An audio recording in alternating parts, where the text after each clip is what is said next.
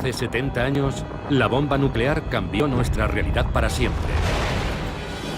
Por primera vez en la historia de la humanidad, ahora somos capaces de destruirnos a nosotros mismos como especie. La bomba lo cambió todo. Fue el detonante de la Guerra Fría. En Estados Unidos tenían que estar en alerta máxima. Esta es una alerta del mando aéreo. La bomba provoca algunas de las peores tensiones psicológicas de nuestra historia. Escalada armamentista internacional. Enfrentamientos y momentos críticos. Política, cultura, incluso sexo. Existía una especie de nerviosismo electrizante. ¡Fuego! Se crearon industrias para su fabricación. La energía atómica abre nuevos horizontes. Nuevas cámaras, películas y técnicas diseñadas para fotografiarla. Ahora, gracias a la última tecnología para restaurar las películas originales, podemos ver el increíble poder de este artefacto de otra forma. Una tecnología que cambió la existencia de la humanidad para siempre. La bomba ha desaparecido de la imaginación del público, pero aún sigue ahí. Aún seguimos viviendo bajo su sombra. A todo el mundo le afecta, es imposible esconderse. Es un problema medioambiental, es un problema político, es un problema moral. Es el problema más importante al que nos enfrentamos. La bomba.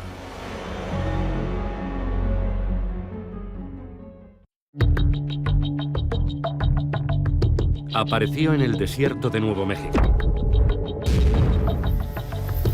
En un lugar que los españoles habían llamado Jornada del Muerto.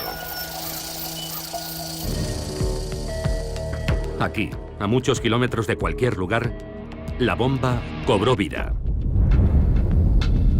El punto exacto es inaccesible, oculto en el interior de un campo de tiro militar de 8.000 kilómetros cuadrados. Pero una vez al año y durante unas horas, se abre al público.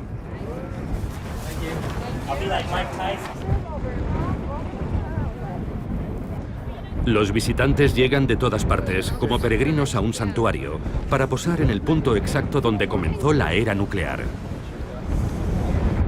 Aquí comenzó la era moderna. Es eso, un punto de inflexión. Es la zona cero, donde ocurrió todo. Sí, eso lo cambió todo. La bomba, que se probó aquí hace 70 años, convirtió la noche en día y colocó al mundo en un camino nuevo y peligroso. Fue el comienzo de más de 1000 explosiones nucleares a lo largo de 5 décadas. Prueba tras prueba, en paisajes desiertos e islas diminutas. Una guerra fría que conduciría al mundo al borde del abismo, produciendo un gigantesco arsenal de bombas, la mayoría de las cuales podrían destruir en un instante una ciudad y mucho más. 60.000 armas nucleares entre Estados Unidos y la Unión Soviética. Si algo hubiera salido mal, las consecuencias habrían sido catastróficas, no solo para una u otra nación, para toda la humanidad. Tan trascendente como el descubrimiento del fuego, la bomba marca una línea divisoria entre todo lo que existió antes y todo lo que llegó después. La guerra nuclear podría ser el fin de la civilización. Fue un cambio milenario en la historia de la humanidad. El mundo estaba amenazado.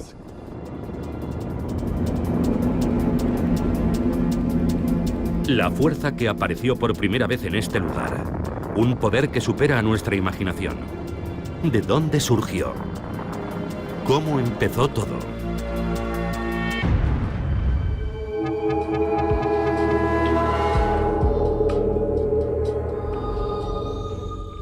La comprensión sobre el funcionamiento del mundo sufrió una auténtica revolución. Y en 1938 en Alemania, y es importante subrayar en Alemania, tuvo lugar la mayor de todas las revoluciones. En Berlín, dos químicos alemanes, Otto Hahn y Fritz Strassmann, descubren que el uranio bombardeado con neutrones crea una nueva sustancia, el bario. No tienen ni idea de por qué, pero una amiga, la física Lise Meitner, se da cuenta rápidamente. Han dividido el átomo de uranio. lo que ella llama la fisión nuclear. Meitner publica sus conclusiones en la revista Nature. La noticia empieza a difundirse entre la comunidad internacional de físicos. Las implicaciones del descubrimiento fueron evidentes para todos los físicos.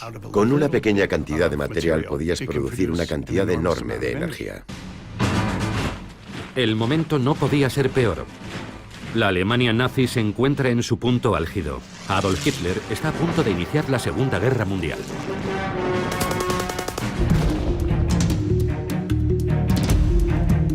Cuando los físicos del mundo entero digieren la noticia de Lise Meitner, lo comprenden. Este descubrimiento, la fisión nuclear, podría decidir el resultado de la guerra.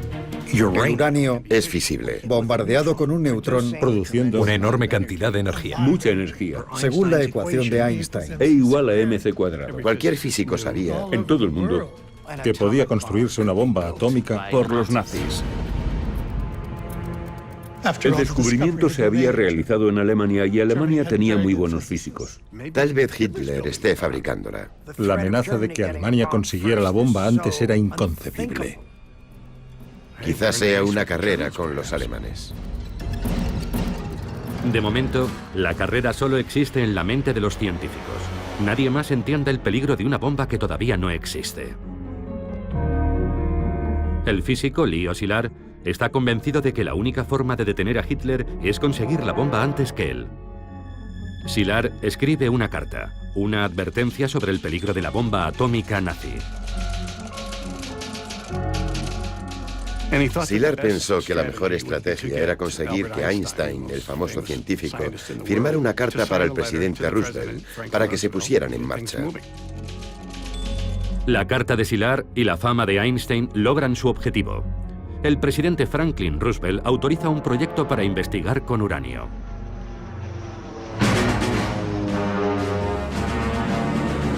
Dos años después, tiene lugar el ataque japonés sobre Pearl Harbor. Hitler declara la guerra a Estados Unidos. América lucha en dos guerras, contra Alemania en Europa y contra Japón en el Pacífico. De repente, el programa de investigación sobre el uranio de Roosevelt adquiere una importancia trascendental. Una investigación científica está a punto de convertirse en un programa de urgencia para fabricar la bomba atómica.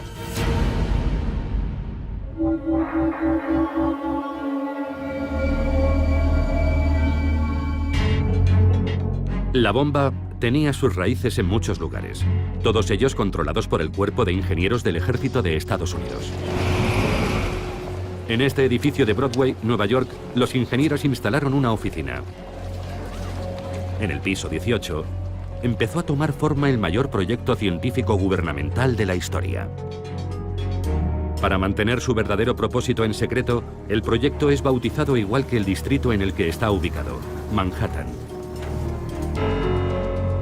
Al final, más de 500.000 de personas habrían trabajado para el proyecto Manhattan. Y todas ellas serían dirigidas por este hombre, Leslie Richard Groves, ingeniero del ejército. Groves había dirigido la construcción del Pentágono y de los campos de internamiento para japoneses estadounidenses. Ahora espera impaciente un nuevo paso en su carrera, un destino en el frente del Pacífico. Pero Groves recibe una sorprendente orden de su superior. Tengo un proyecto para ti. Y Groves comprende de qué se trata. Oh, no, eso no. Groves esperaba ir al frente y está muy decepcionado. El desarrollo de una bomba imaginaria basada en unas partículas invisibles que quizá nunca funcione parece un callejón sin salida para su carrera. Pero haces lo que te dicen y lo haces con todas tus capacidades. Puso el pie en el acelerador y nunca lo levantó. Pero antes negoció un ascenso. Les dijo, tendré que ser general. Los científicos no me respetarán si soy coronel. Y se pone manos a la obra. Viernes, día 1. Compra 1.200 toneladas de mineral de uranio. Sábado. Negocia la calificación especial de máxima prioridad para el proyecto. Lunes. Se reúne con Vannevar Bush, el asesor científico del presidente. Miércoles. Viaja a Tennessee. Compra 56.000 acres de tierra para sus fábricas. Después visita universidades y se reúne con científicos. Columbia, Harold Urey. Universidad de Chicago, Arthur Compton. Berkeley, California, Ernest Lawrence. Y de vuelta a Washington. Groves ha puesto en marcha el que se convertirá en un vasto complejo industrial, en menos de 2 meses.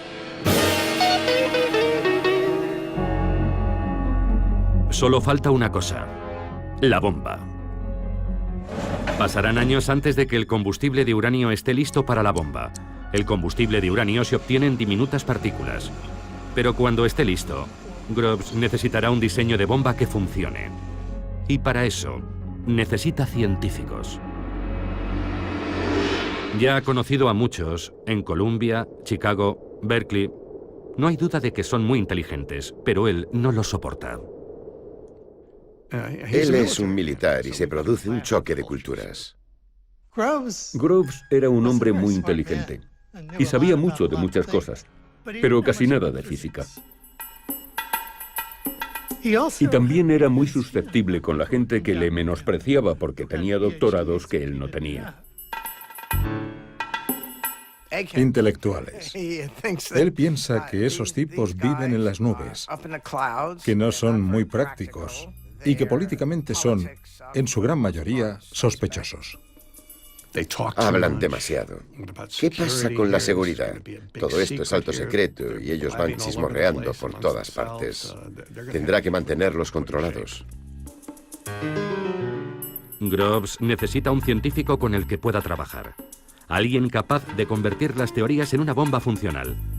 Y de dirigir un laboratorio. Y de manejar un equipo formado por las mentes más brillantes y caprichosas jamás reunidas en un solo lugar.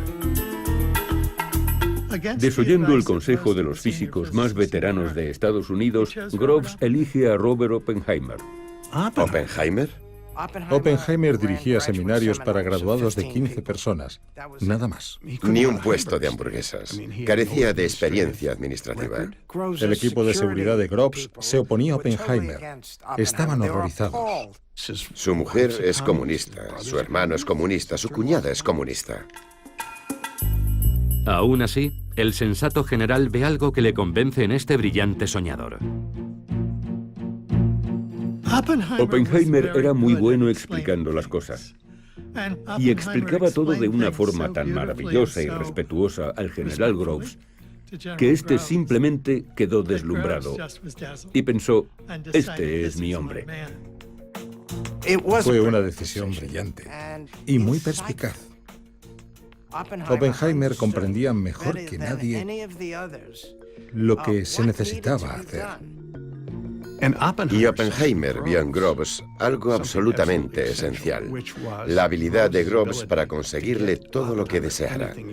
Cualquier persona, cualquier recurso, lo que fuera.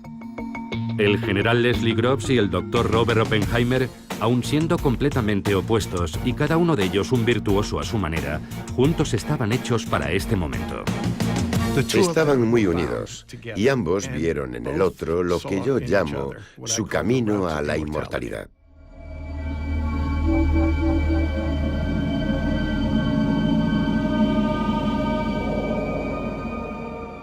...1942. Groves ha encontrado a su científico. Ahora necesita un tipo especial de uranio, el 235, el único material que puede producir una explosión atómica. El uranio natural, el uranio 238, no sirve. Y ese es un gran problema. El uranio que se extrae de la Tierra solo contiene un 0,7% de uranio 235. Así que teníamos que separar el U-235 del U-238 y no puedes hacerlo mediante la química porque todo es uranio. Groves construyó un gigantesco complejo en Oak Ridge, Tennessee, para producir U-235. Pero el proceso es desesperadamente lento. Obtener U-235 en cantidades diminutas no es difícil, pero como tienes que hacerlo átomo a átomo, es una enorme tarea. Solo para una bomba se necesitan kilos de uranio. y conseguirlos átomo a átomo llevaría años.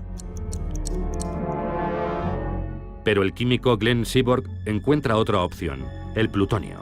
Puede producirse más rápidamente que el uranio en un reactor nuclear. Groves ordena construir otro complejo en Hanford, Washington, reactores para producir plutonio. Pero todo eso lleva su tiempo. Y las dos guerras van muy mal.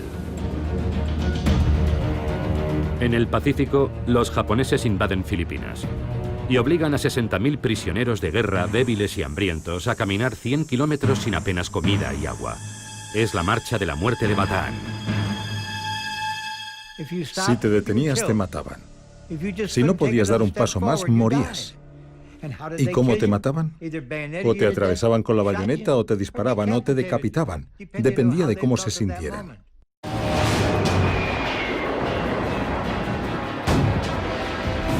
La guerra con Alemania también va mal. Los submarinos alemanes siembran el caos en el Atlántico. Los ejércitos de Hitler ocupan Europa, el norte de África, y están machacando a la Unión Soviética. Y nadie sabe lo cerca que pueden estar los nazis de conseguir la bomba atómica. Groves está obsesionado con una pregunta. ¿Qué traman los alemanes? Los nazis ya han comenzado a cometer atrocidades innombrables. Si Adolf Hitler consigue la bomba, será imparable.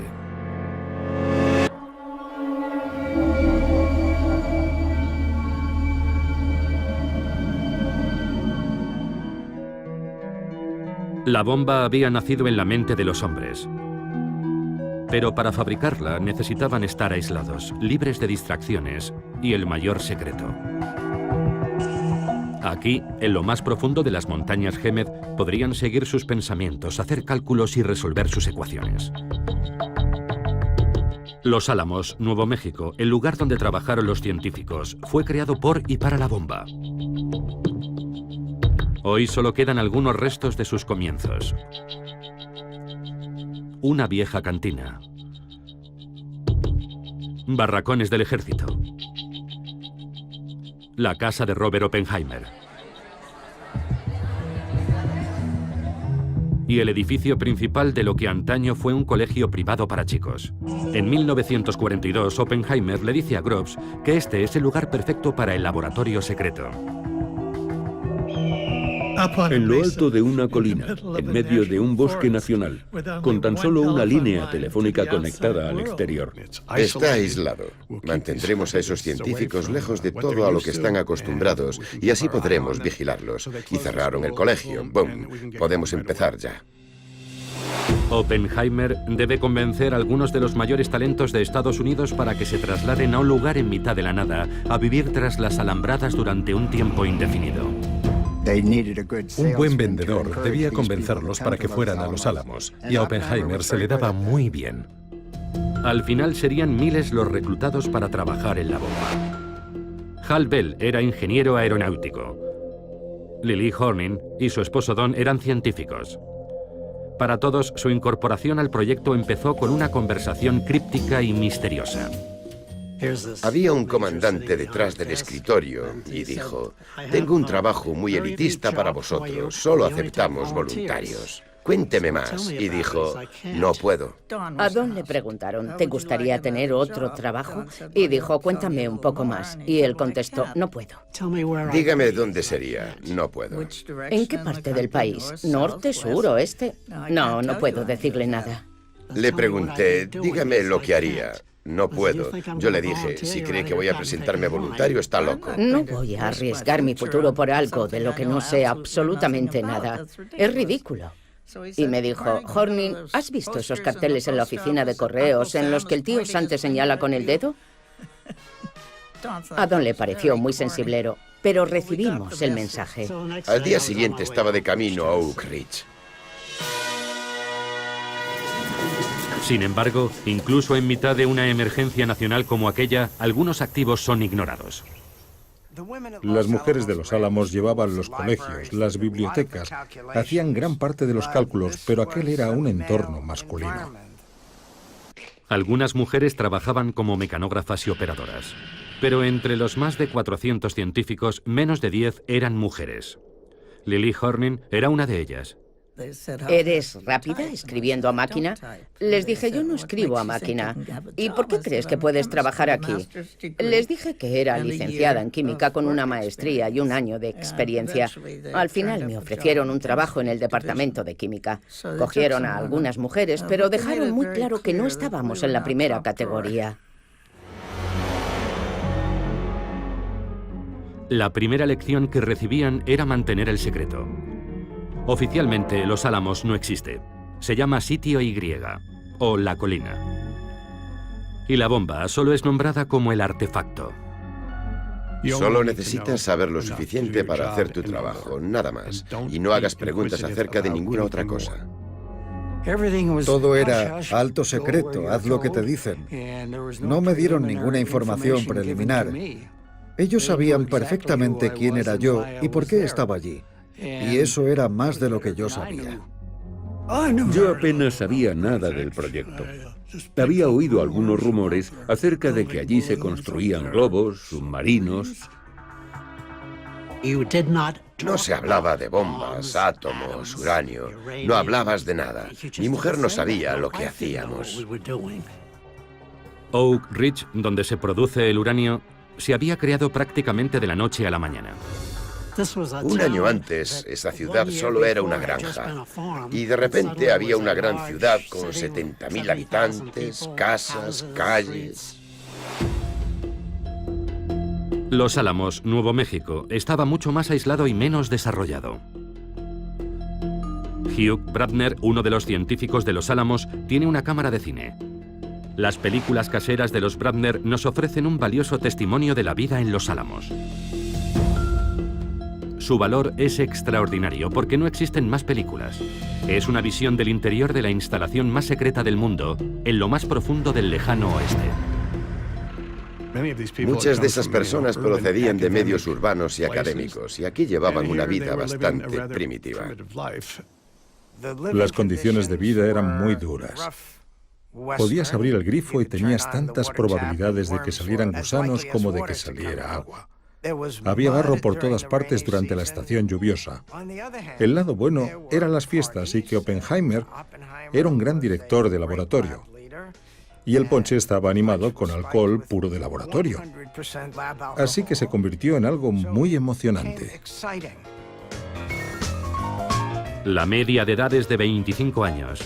Y todos saben que su trabajo quizás sea lo único que pueda evitar una bomba atómica nazi.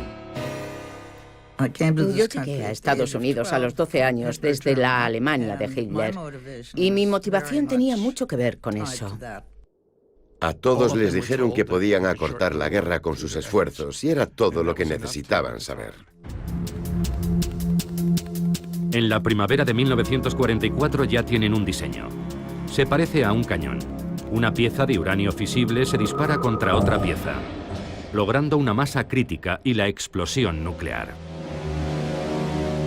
Es muy simple, pero no hay combustible suficiente para probarlo. La producción de uranio es tan lenta que se necesitarían años para producir suficiente combustible para una sola bomba. El plutonio puede producirse con mayor rapidez, y esa es la clave para fabricar muchas bombas. El éxito del proyecto depende de que el plutonio funcione.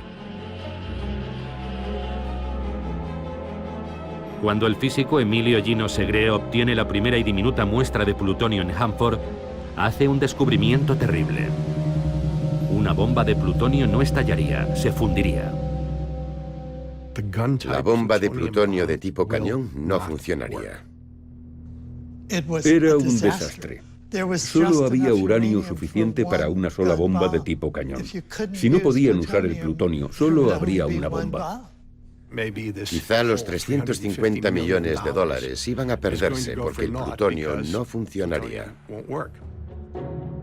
En aquel momento, Oppenheimer pensó en dimitir de Los Álamos. Es un callejón sin salida. Descartan el diseño tipo cañón de plutonio y vuelven a empezar desde cero. Tras años de trabajo, solo cuentan con una única bomba de uranio. Verano de 1944. Los aliados han invadido Francia, pero el resultado aún es dudoso. Los científicos nazis han creado nuevas y aterradoras armas. El primer caza a reacción del mundo. Un misil de crucero.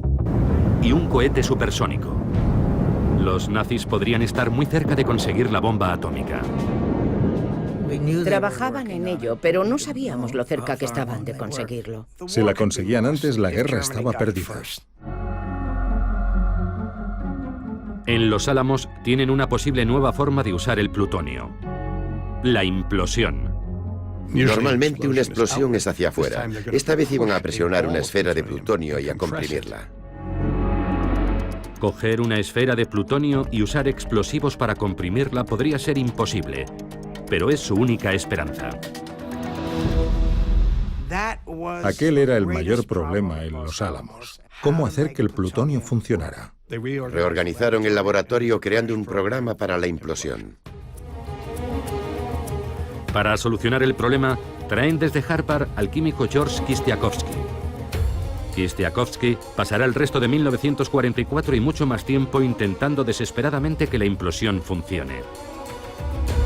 La implosión resulta ser un proceso complejo y desalentador, y Kistiakowsky y su pequeño equipo no logran avanzar. Entonces piden ayuda a los británicos, que envían algunos de sus mejores científicos.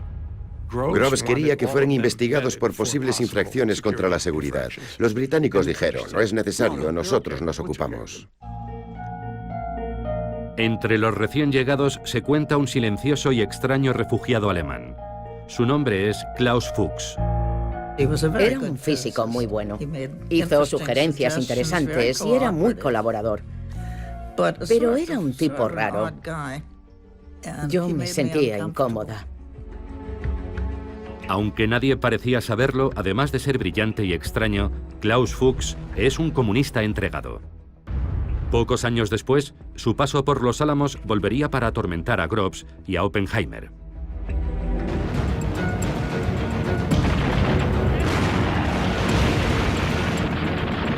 A comienzos de 1945, la guerra en Europa se encuentra en sus últimos meses. La Alemania nazi está siendo aplastada por estadounidenses, británicos y franceses en el oeste, y soviéticos en el este. En Los Álamos, el diseño de la bomba de uranio de tipo cañón está terminada, y solo falta el uranio. En verano habrá suficiente para una sola bomba. En cuanto a la bomba de plutonio, siguen trabajando en la implosión. Entonces, en abril, sucede la tragedia. Cuando supieron que su presidente había muerto, la gente corriente preguntó a la señora Roosevelt, ¿qué podemos hacer para ayudar? Ahora la máxima autoridad sobre la bomba recae sobre el nuevo presidente Harry Truman. Mis obligaciones y responsabilidades son claras, y las he asumido. Pero hay una enorme responsabilidad que no está nada clara. Increíblemente, Truman nunca ha oído hablar de la bomba. Acepta una responsabilidad de la que nunca había oído hablar. Roosevelt no se lo había contado. Truman, el vicepresidente durante 82 días, solo se había reunido una vez con Roosevelt para hacerse una fotografía. Por cierto, estás al mando de un proyecto que podría terminar con la civilización. Muchas gracias. En mayo, Alemania se rinde. La guerra en Europa ha terminado. Hitler y el miedo a la bomba nuclear nazi, las dos razones por las que nació el proyecto, han desaparecido.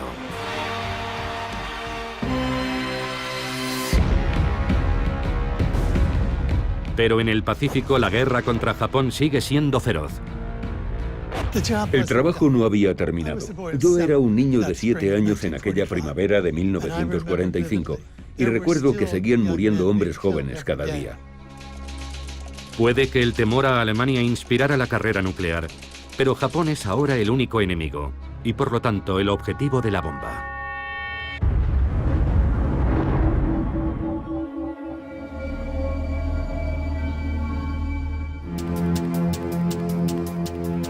La primera bomba se llamó el artefacto. 3 años y 2.000 millones de dólares después, lo conseguían. Una esfera de 2 metros llena de baterías, componentes electrónicos, explosivos, cubierta con cables para detonarla y medir lo que pasaría. En su interior, una esfera de plutonio del tamaño de una naranja, el núcleo. Si funciona, el mundo nunca volverá a ser el mismo. Todo se decide en un ensayo en el desierto de Nuevo México. Nombre en clave Trinity. Julio de 1945. Llevan meses con los preparativos, construyendo caminos, refugios y búnkeres, kilómetros de cables. Es el mayor experimento científico de la historia. Si funciona, será la primera explosión atómica en el mundo. No tienen ni idea de lo que puede pasar. Necesitan medir, registrar, fotografiarlo todo. Niveles de radiación, ondas expansivas, temperaturas, todo se desconoce y debe documentarse.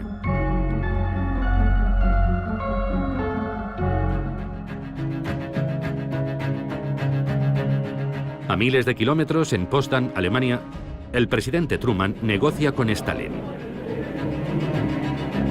¿Esconderá un as atómico en su manga? Todo depende del ensayo Trinity. Mientras, en Nuevo México, George Kistiakowsky ha descubierto un problema. Todo indicaba que la bomba sería un fracaso. Mientras lo vertían, el explosivo se había recalentado y podían haberse formado burbujas en su interior. Kistiakowsky decidió rellenar esas burbujas con explosivo líquido. Kistiakowsky tenía que agujerear el explosivo y rellenar cuidadosamente cada burbuja. El resultado dependía de su trabajo y no podían saber si funcionaría. Se realizó un ensayo el 14 de julio, una prueba con explosivo real que salió muy mal. Aquello hizo que todos se preocuparan aún más. El tiempo se agota. Lo único que pueden hacer es seguir y cruzar los dedos. Suben la bomba hasta lo más alto de una torre de acero de 30 metros. Colocan colchonetas debajo, por si acaso. Miles de personas y años de trabajo corren peligro. La última pieza crucial, el núcleo de plutonio del tamaño de una naranja, una caja de 350 millones de dólares que es trasladada en coche desde Los Álamos. En Potsdam, Truman espera. La prueba está programada para esa misma noche. Empezó a llover y tuvieron que posponer la prueba. Había mucho nerviosismo. Casi todos los presentes tenían un nudo en el estómago por todos aquellos circuitos electrónicos. Había 1 millón de cosas que podían salir mal. El tiempo empeora, pero Groves se niega a rendirse. Y Groves se convierte en su propio meteorólogo y decide realizar la prueba a las 5:30. Parecía que podía aclarar lo suficiente para realizarla. Estaba empezando a amanecer. Oímos la cuenta atrás. 16 de julio de 1945. 3 años. Cientos de miles de personas. El futuro de Groves y Oppenheimer. Sus carreras están en juego. Se han gastado 2.000 millones. Ciencia teórica. Un presidente esperando. La posibilidad de poner fin a la peor guerra de la historia. ¿Funcionará?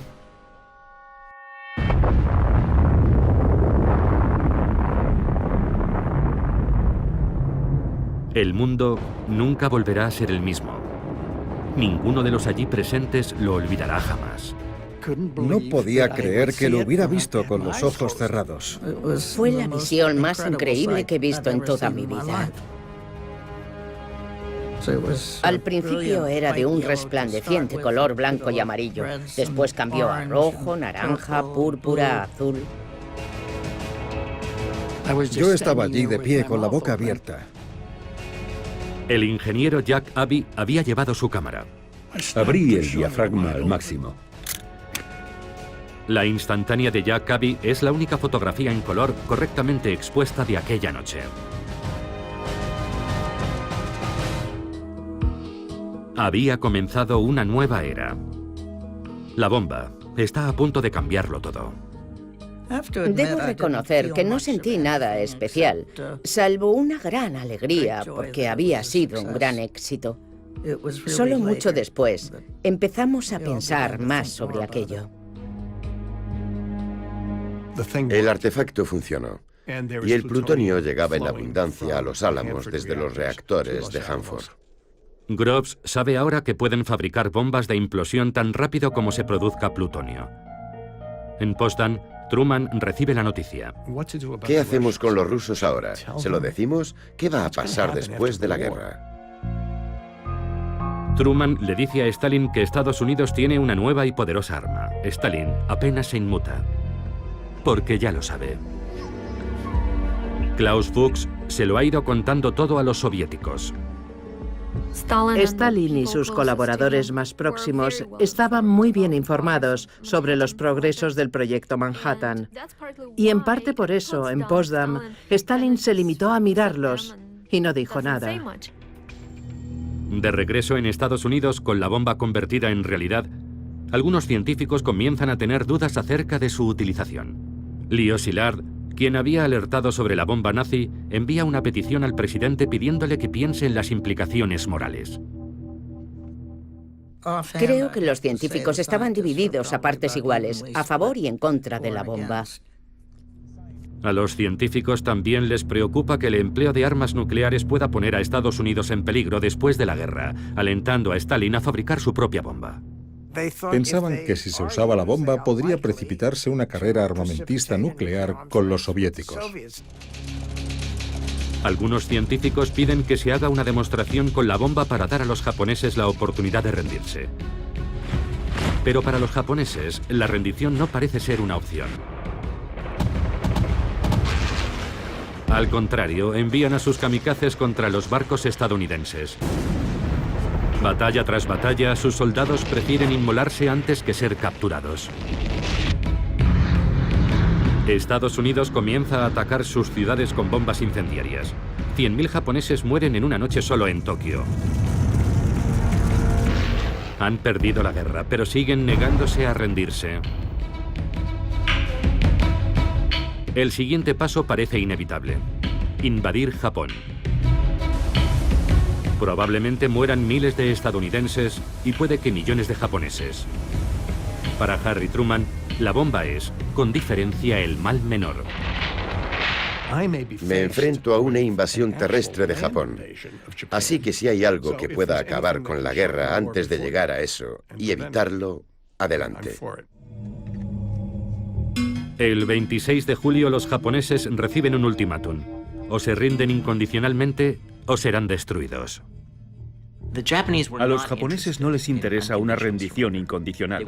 Quieren que su emperador siga en el poder. Quieren dirigir sus propios procesos por crímenes de guerra. No quieren que Estados Unidos ocupe su territorio.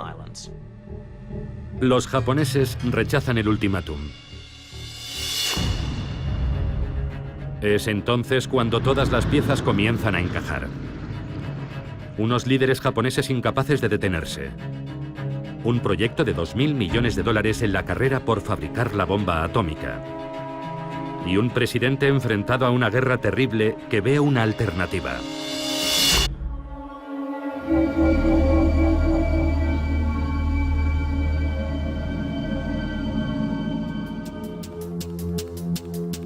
Lo que sucede a continuación, el lanzamiento de 2 bombas atómicas sobre Japón en agosto de 1945, se convertirá en la decisión más controvertida de Estados Unidos.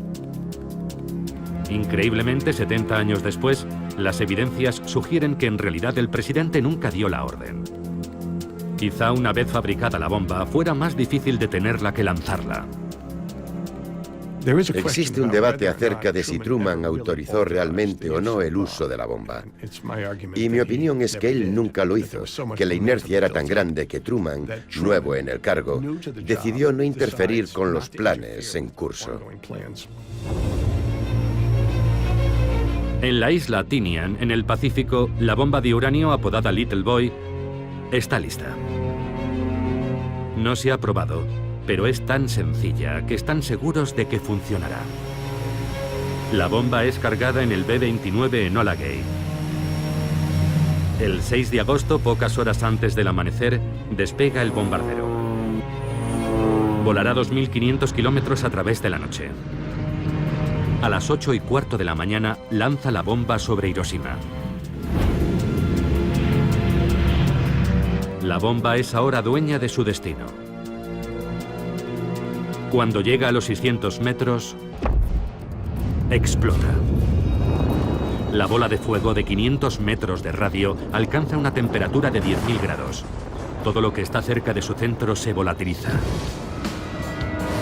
La onda expansiva destruye edificios, arrasándolo todo a su paso. Prácticamente todo, en un radio de 2 kilómetros, queda completamente destruido. Solo están en pie algunas estructuras de hormigón. Allá donde algo o alguien absorbe el calor, queda una sombra.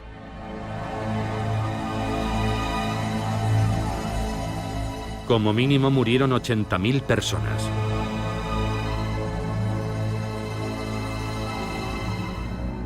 Otros bombardeos habían matado a más gente. La novedad de Hiroshima es lo fácil que ha sido. Un avión, una bomba. A pesar de todo, incluso después de aquello, los japoneses no se rinden.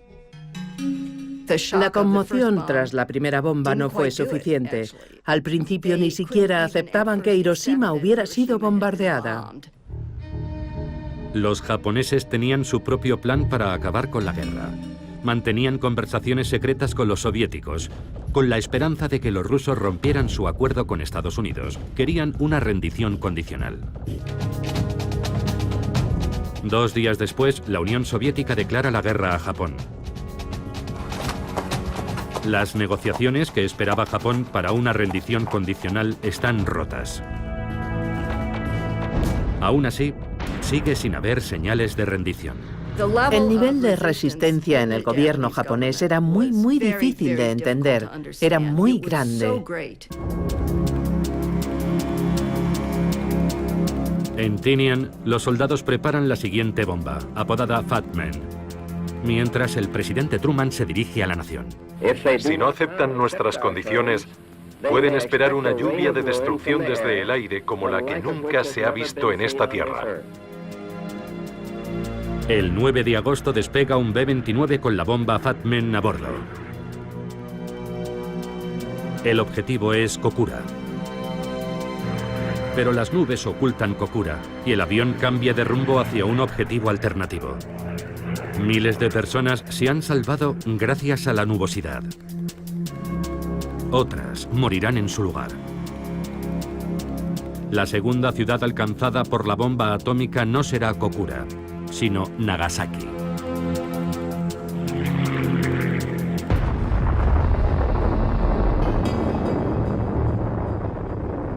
Muy cerca, en el campo de prisioneros 17, Lester Tenney ve la explosión. Vimos elevarse una nube gigantesca. Fue algo extraordinario. Era como si tuviera un pedestal. No teníamos ni idea de lo que era.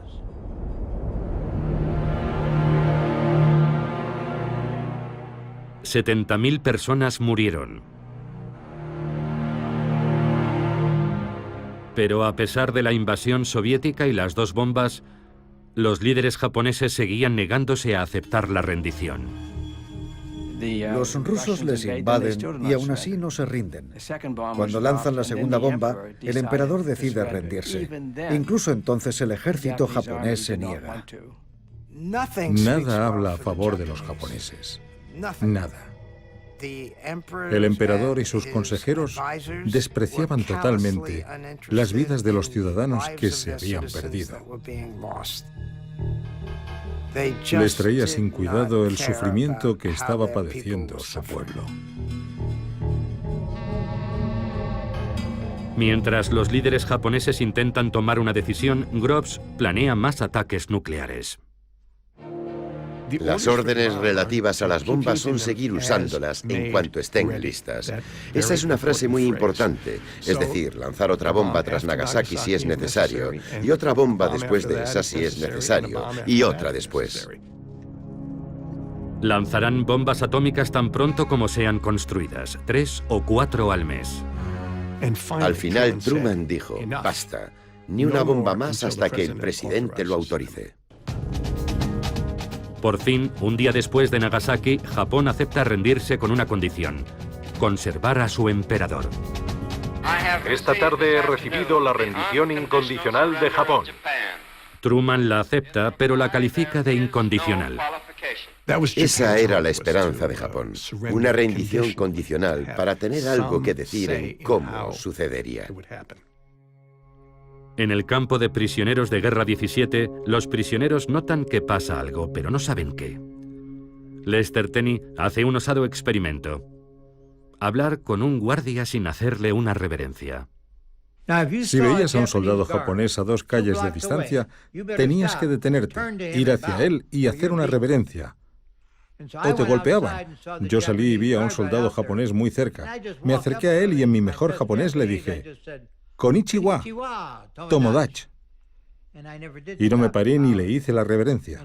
Él se puso en posición de firmes y 5 o 6 segundos después se inclinó ante mí. Se inclinó ante mí. La guerra ha terminado. La guerra había terminado. Así de fácil. El 2 de septiembre de 1945, Japón firma los documentos de su rendición. La Segunda Guerra Mundial ha terminado. La guerra había terminado. Nos sentimos muy aliviados. Es oficial, la guerra ha terminado y la victoria es nuestra.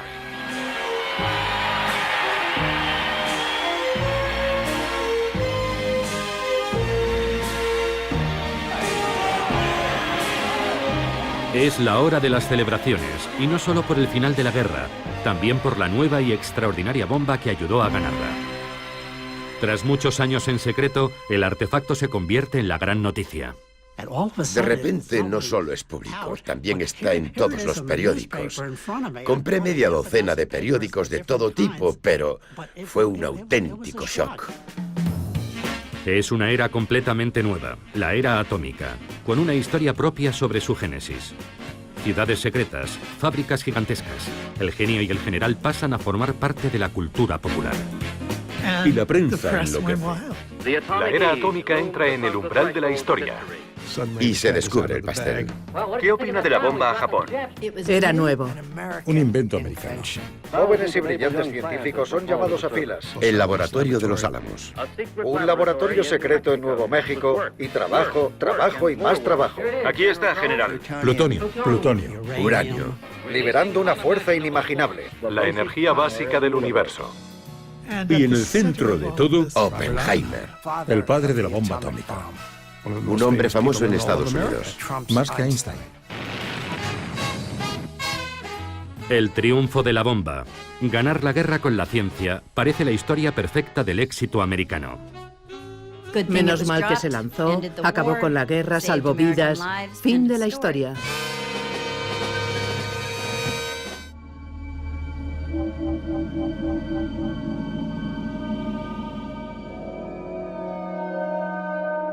La bomba parecía haber encontrado la respuesta a cómo acabar con la guerra, pero también había planteado nuevos interrogantes. La primera pregunta fue, ¿cuándo conseguirán los soviéticos una bomba? ¿Cuándo tendrán su bomba? A los que alertaron sobre el peligro de que Hitler fabricara la bomba, les preocupaba una carrera armamentista nuclear entre Estados Unidos y la Unión Soviética para fabricar las bombas más grandes y potentes. Pero era demasiado tarde. La carrera había comenzado cuando Stalin vio las fotografías de Hiroshima. De repente el proyecto sobre el papel se convirtió en realidad y las posibilidades destructivas de la bomba habían quedado claras. Los soviéticos se sentían muy vulnerables y aquello espoleó a Stalin.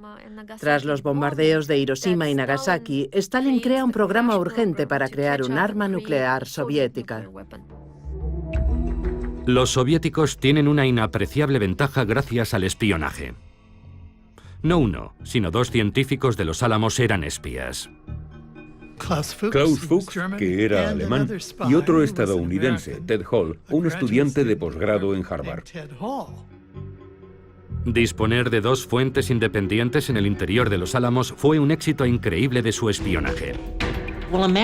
Imaginemos cuando Apple estaba diseñando el iPhone y que los competidores de Apple tuvieran 2 personas en la sala con Steve Jobs, observando el trabajo de Steve Jobs, intentando resolver los diferentes problemas y errores.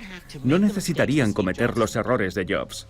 Eso es lo que hace a Fuchs y Hall tan valiosos y extraordinarios en la historia del espionaje y en la historia de la ciencia. En Estados Unidos, nadie sabe lo cerca que están los soviéticos de conseguir la bomba.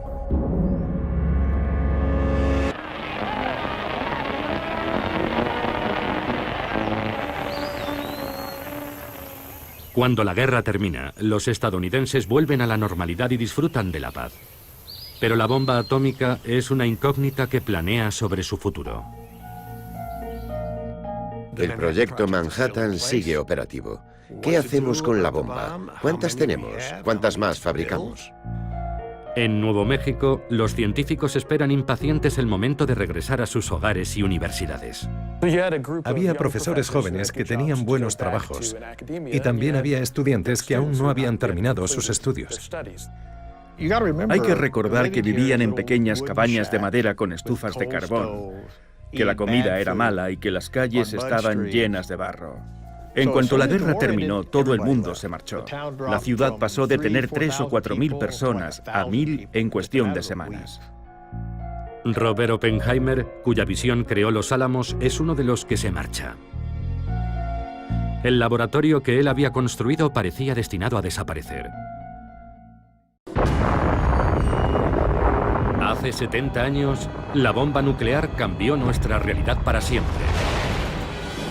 Por primera vez en la historia de la humanidad, ahora somos capaces de destruirnos a nosotros mismos como especie. La bomba lo cambió todo. Fue el detonante de la Guerra Fría. En Estados Unidos tenían que estar en alerta máxima. Esta es una alerta del mando aéreo. La bomba provoca algunas de las peores tensiones psicológicas de nuestra historia. Escalada armamentista internacional. Enfrentamientos y momentos críticos. Política, cultura, incluso sexo. Existía una especie de nerviosismo electrizante. ¡Fuego! Se crearon industrias para su fabricación. La energía atómica abre nuevos horizontes. Nuevas cámaras, películas y técnicas diseñadas para fotografiarla. Ahora, gracias a la última tecnología para restaurar las películas originales, podemos ver el increíble poder de este artefacto de otra forma. Una tecnología que cambió la existencia de la humanidad para siempre. La bomba ha desaparecido de la imaginación del público, pero aún sigue ahí. Aún seguimos viviendo bajo su sombra. A todo el mundo le afecta, es imposible esconderse. Es un problema medioambiental, es un problema político, es un problema moral. Es el problema más importante al que nos enfrentamos. La bomba.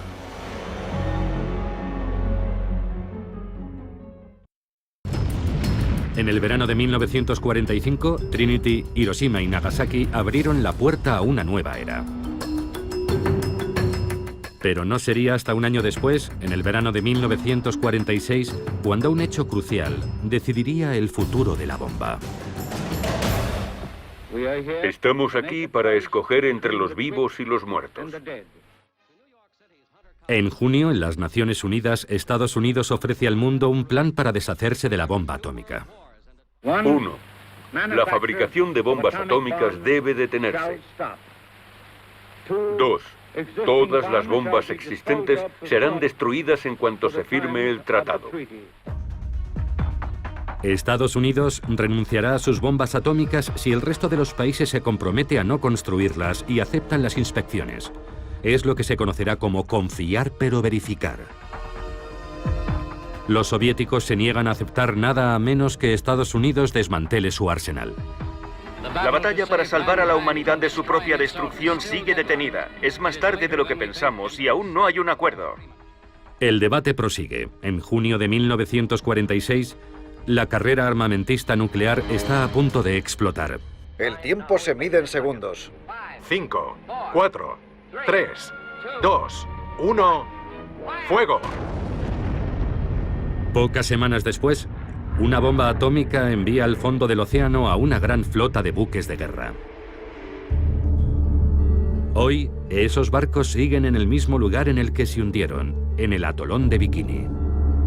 Allí, en julio de 1946, por primera vez, el público está invitado a presenciar una explosión atómica. El ejército estadounidense descubrirá su vulnerabilidad ante su propia bomba. El futuro de los Álamos quedará garantizado.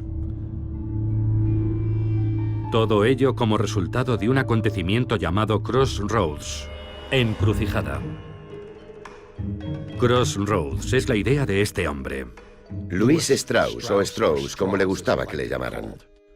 Una figura curiosa, un vendedor de zapatos que se había hecho muy rico. Era almirante de la Armada, aunque nunca había pisado un barco. Un político extremadamente ambicioso. Strauss está preocupado por la Armada. ¿Cómo afectará la bomba atómica a su futuro? ¿Qué teníamos en el país? Teníamos al ejército y a la marina. ¿Qué significa la bomba para ellos? Es lo que hay que tener, el arma decisiva. Todos la quieren. Pero solo la tiene la Fuerza Aérea, que en 1946 sigue formando parte del ejército.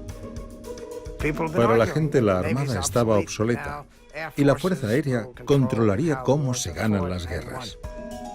El argumento en la Marina durante la Guerra Fría era: la Unión Soviética es nuestro adversario, el ejército es nuestro enemigo. Louis Strauss cree tener la respuesta para el problema de la Marina. Un ensayo nuclear para demostrar que los buques de la Armada pueden sobrevivir a las bombas atómicas. La Operación Crossroads. Una especie de competición entre la Marina y el ejército. Los bombarderos de la Fuerza Aérea intentarían hundir los buques de la Marina. La primera baja en esta contienda es Leslie Groves. La Marina, no Groves, estará al mando de la Operación Crossroads. Harán la prueba en mitad del Océano Pacífico, en la pequeña isla de Bikini. La Marina desaloja a los habitantes y reúne a la flota que hará de blanco. 90 barcos capturados a alemanes y japoneses y excedentes de Estados Unidos serán bombardeados. Habrá 3 explosiones: Able, Baker y Charlie, una aérea y 2 submarinas. Crossroads es una operación gigantesca. $100 millones, 42.000 hombres y 240 barcos, sin contar los barcos Diana, instrumentos, cámaras, cámaras y más cámaras. Películas, kilómetros y kilómetros de película. Animales para que los médicos puedan estudiar los efectos de la bomba en seres vivos. Y reporteros de todo el mundo. Una demostración, un espectáculo. Al final todo está listo. Ha llegado el día de Able. 1 de julio de 1946 comienza el espectáculo. El bombardero El Sueño de Dave ruge al despegar. Para la primera prueba, Able se lanzará la bomba desde un avión. La escotilla de lanzamiento se abre. El avión se aproxima y lanza la bomba.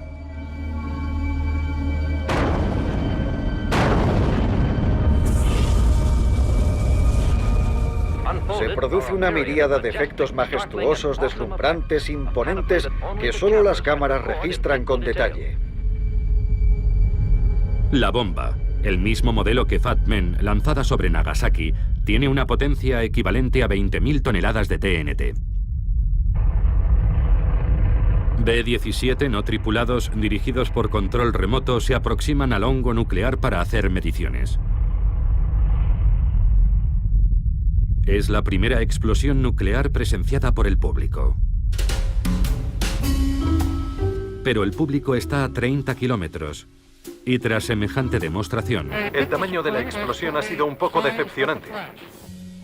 No podías ver los aviones volando y la primera reacción fue: ¿eso es la bomba atómica? No era para tanto. 3 semanas después, la segunda prueba, Baker. Esta vez la detonación será submarina. Los científicos creen que es una pésima idea. Advierten de que la detonación bajo el agua creará una mezcla explosiva de radioactividad liberando plutonio suficiente como para envenenar a todas las Fuerzas Armadas de Estados Unidos. Sabían qué pasaría en una explosión submarina, que contaminaría mucho, pero imagino que Blandy no los escuchó. El almirante de navío William Blandy es el hombre al mando de la operación Crossroads y tiene un problema de relaciones públicas. No soy un playboy atómico como algunos me han llamado. No lance esas bombas por capricho personal. Para muchos es un despilfarro. La bomba no iniciará una reacción en cadena en el agua, convirtiéndola en vapor y dejando a todos los barcos en el fondo de los océanos. Hubo una presión tremenda por parte de la Marina para convencer al público de que la prueba merecía la pena. El atolón Bikini y el día Baker. La explosión submarina de la quinta bomba atómica. La bomba y los instrumentos están preparados. A bordo del buque de lanzamiento están en máxima tensión. 5 circuitos de radiocontrol provocarán la detonación en este preludio de la guerra de los botones. 3, 2, 1, fuego.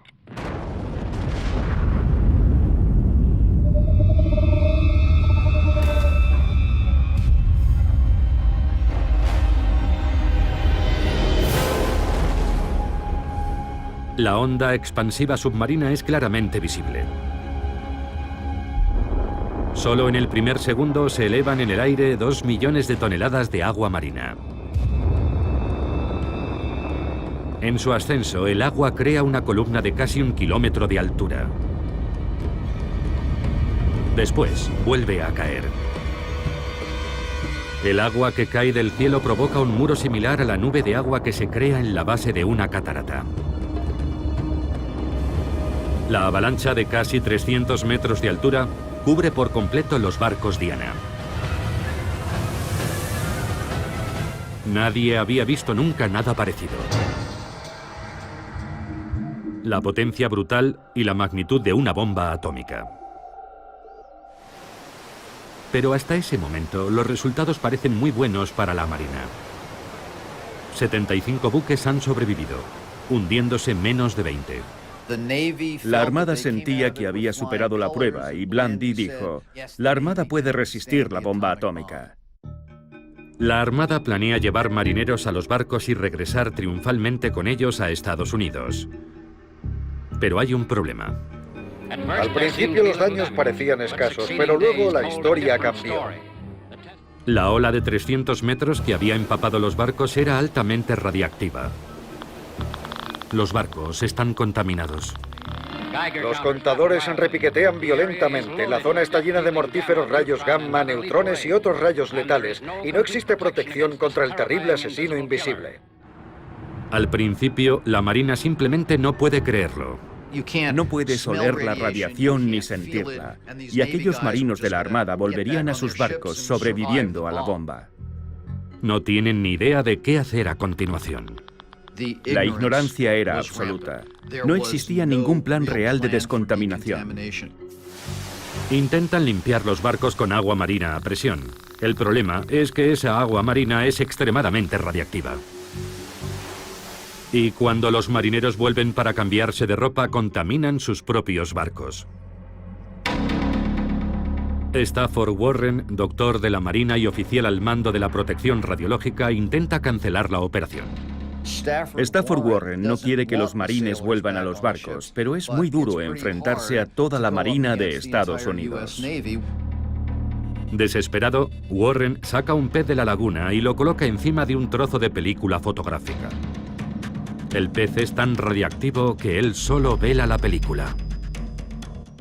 La luz es por la exposición de la película a la radiación. Finalmente, el almirante Blandy y la Marina se convencen. La operación Crossroads se suspende. Fue el primer desastre nuclear de la Tierra. Solo 9 barcos pudieron ser descontaminados con éxito. El resto fueron remolcados y hundidos deliberadamente.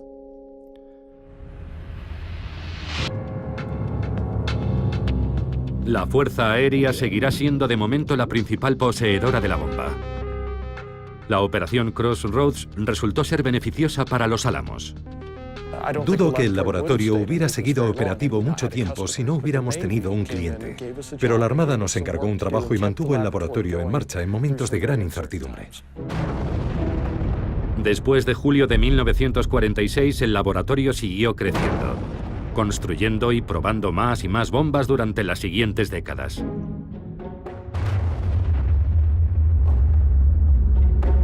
Crossroads también se convirtió en parte de la cultura popular. Incluso hoy, el lanzamiento Baker continúa siendo la imagen más duradera del poder de la bomba atómica.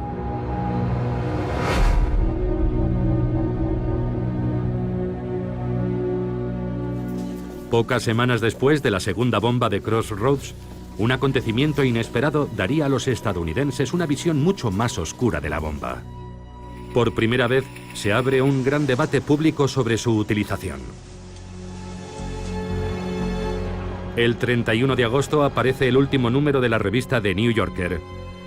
En su portada, una optimista visión de un día de verano en Central Park. En su interior, un retrato muy diferente de otra ciudad, un día de verano. Un solo artículo ocupa todo el número, un reportaje de John Hersey sobre la experiencia de los habitantes de Hiroshima, contada a través de los testimonios de 6 supervivientes. Uno es un sacerdote católico, otra es la viuda de un sastre. Un par de ellos son médicos, son personas con las que un americano puede identificarse. El número especial se agota en pocas horas. Hiroshima por John Hersey. Este sorprendente reportaje en la revista The New Yorker ha conmovido a los americanos. Emisoras de Inglaterra, Canadá, Australia y Estados Unidos se saltan su programación y emiten lecturas dramatizadas. Esta crónica del sufrimiento y la destrucción no es una defensa del enemigo, es una advertencia. Lo que les pasó a los habitantes de Hiroshima hace un año podría suceder de nuevo en cualquier parte. Capítulo 1. Un resplandor silencioso. Exactamente a las 8:15 de la mañana. Nadie había visto nunca las consecuencias de una bomba nuclear, y el conocimiento de lo que aquello había significado no se comprendió realmente hasta mucho tiempo después. En agosto de 1946, un año después de Hiroshima, un ensayo ofrece al mundo una perspectiva completamente nueva sobre la bomba. Las consecuencias son enormes. El libro hace que la gente comience a replantearse su opinión sobre las bombas nucleares. Pero las armas nucleares son ahora el elemento clave para la seguridad del país. Truman y sus asesores empiezan a pensar que el armamento nuclear puede ser la base de la diplomacia. Al exsecretario de Guerra, Henry Stimson, le preocupa que los estadounidenses comiencen a oponerse a las armas nucleares, y escribe una respuesta al reportaje de The New Yorker justificando el uso de la bomba. Cuenta que había dos opciones, usar la bomba o invadir Japón. Y ese es un planteamiento falso. Había otras alternativas, tanto a la bomba como a la invasión. ¿Se habría rendido Japón si no se hubiera usado la bomba atómica?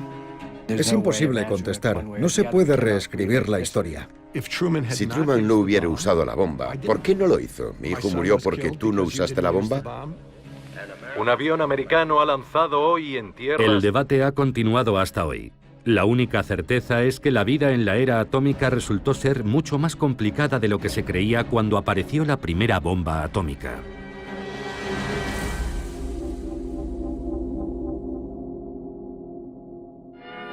Sí, el átomo pronto iluminará nuestras ciudades y nos ayudará a fabricar electrodomésticos más fiables e indispensables. El público visitó la exposición atómica para comprenderlo. La bomba poseía cierta mística, tanto aterradora como estimulante. Existía otra faceta de la era atómica, los rayos X y la medicina, la energía atómica y todas esas cosas que iban a contribuir a una vida mejor. El átomo ha llegado a la ciudad. Atomic power was given by the mighty hand of God. Atomic power. ¿Y los electrodomésticos funcionarán con energía atómica? Esta prosperidad la alimenta un metal más precioso que el oro y la plata. Hay uranio en las colinas. Protegerá su salud, mejorará sus alimentos, le proporcionará productos más baratos y una mayor seguridad. Hiroshima and Nagasaki paid a big price for their sins. When scourged from the face of earth, their battle could not win. El átomo pacífico ya no es un sueño de laboratorio, es algo que ya está aquí produciendo milagros. ¿Esta máquina también funcionará con energía atómica? Como si funciona con queroseno, mientras yo sea el que dé al interruptor. Con el uso creciente de la energía atómica, más ciudades se convertirán en ciudades atómicas. Una parte de la primera era atómica sigue hoy igual de fuerte. ¿De dónde viene el bikini? El creador del bañador lo diseñó 4 días después de los ensayos en la isla Bikini, debido a su peligroso potencial explosivo.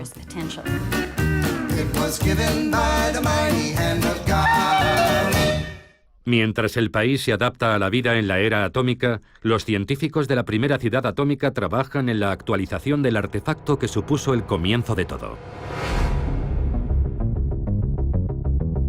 Todas las bombas estadounidenses seguían manteniendo el diseño original de la primera bomba de implosión probada en Trinity y lanzada sobre Nagasaki, Fat Man. Muy pocos imaginan lo rudimentaria que era en realidad. Era un proyecto de feria de ciencias. No se producía en serie, estaba hecha a mano. Los artesanos ensamblaban las piezas, tardaban una semana en construirla. 2 años después de Crossroads, tenían un nuevo diseño que probar. Se realizarían 3 ensayos en la isla del Pacífico de Enewetak. Sandstone era el nombre en clave de la operación. La operación se componía de 3 pruebas, rayos X, Yoke y Zebra, y en cada una se probaría un diseño diferente de bomba. Pero esta vez el público y la prensa no están invitados. 5, 4, 3, 2, 1.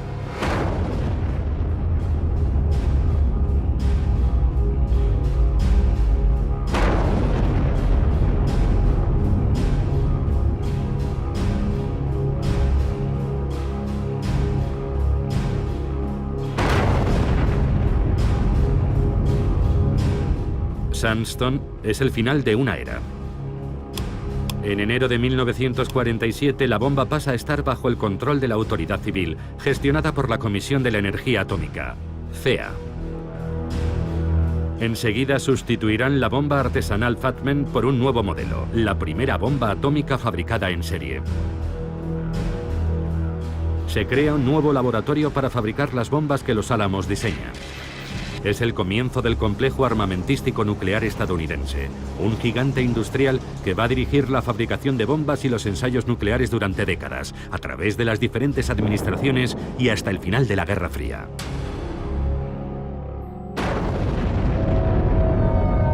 Un año después de Sandstone hay una nueva prueba nuclear. Pero esta vez no es en Bikini, en Enewetak o en Nuevo México. Es en Kazajistán.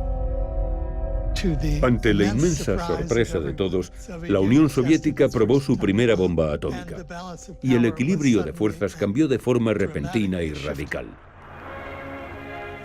Probar la bomba atómica en la Unión Soviética era muy importante. Era una cuestión de equilibrio. Si tienes esa posibilidad, te sientes mucho más seguro.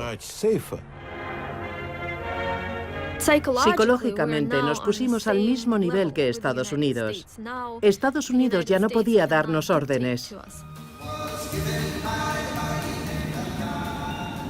Si el poder del átomo había sido un regalo de Dios a Estados Unidos, ahora también se lo había dado a sus enemigos. Para Estados Unidos fue un momento aterrador. ¿Cómo debía responder al hecho de que la Unión Soviética tuviera también la bomba atómica?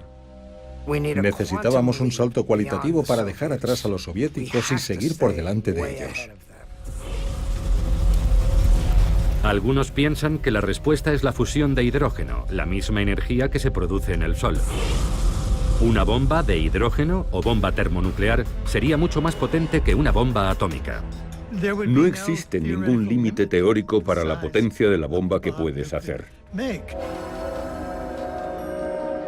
El principal defensor de la bomba de hidrógeno es el físico Edward Teller. Teller es bastante vanidoso y con razón, porque es un tipo muy inteligente, pero es muy difícil llevarse bien con él. Era muy creativo. Cuentan que tenía 10 ideas nuevas cada día. Una idea al mes está muy bien, pero él tenía 10 cada día. Siempre estaba dando vueltas a la idea de avanzar un paso más, desde la bomba atómica hasta la bomba termonuclear. Yo creo que tuvo mucho mérito que insistiera en ello y que lo defendiera. Pero nadie sabe cómo fabricar una bomba de hidrógeno. Incluso podría ser algo imposible de fabricar.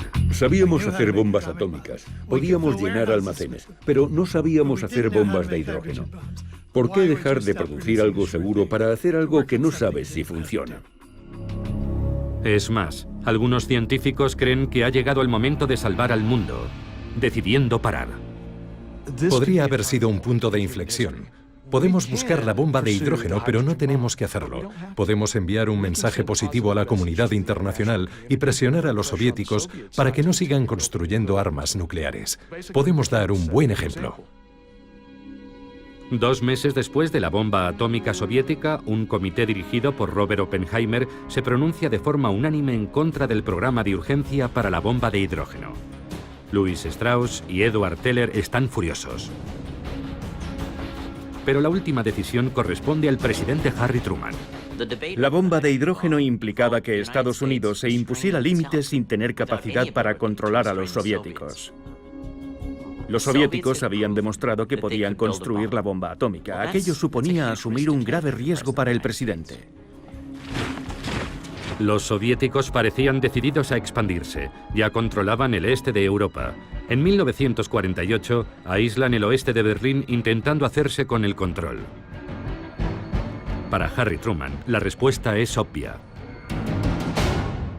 La contención. Contener a la Unión Soviética, impedir su expansión, impedir que crezca o que consiga más influencia, porque si no lo hacemos avanzarán y avanzarán hasta que los tengamos en nuestras cocinas.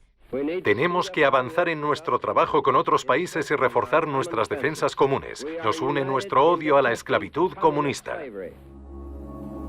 A finales de enero de 1950, Truman anuncia que Estados Unidos fabricará la bomba de hidrógeno. Truman decide responder con un arma más potente y destructiva. Es el comienzo de la carrera armamentista. Es el comienzo de una escalada que durará décadas. Pocos días después de que Truman aprobara la bomba H, el físico Klaus Fuchs, que había trabajado en Los Álamos, es detenido por espionaje. Se sugiere que el sistema tiene filtraciones y hay que tapar esas fugas. Fue una conmoción. Era uno de los principales acontecimientos que condujeron a la era del macartismo y del peligro rojo.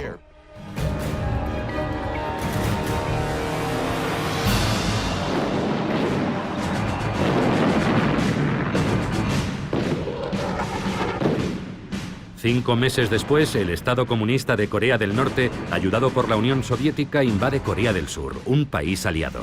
En 2 días los tanques llegarán a Seúl, la capital del país. La Guerra Fría no fue tan fría, fue muy caliente desde el principio. En todas partes se libraban guerras subsidiarias entre Estados Unidos y la Unión Soviética. Cuando la guerra de Corea se complica, Estados Unidos empieza a prepararse para usar la bomba atómica, pero muy pronto descubre un problema.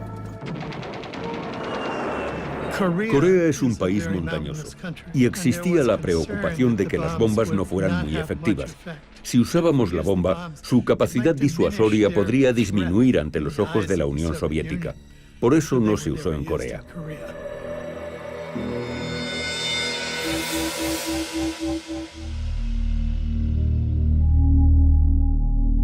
La guerra de Corea se eterniza y los soviéticos siguen haciendo pruebas atómicas con bombarderos.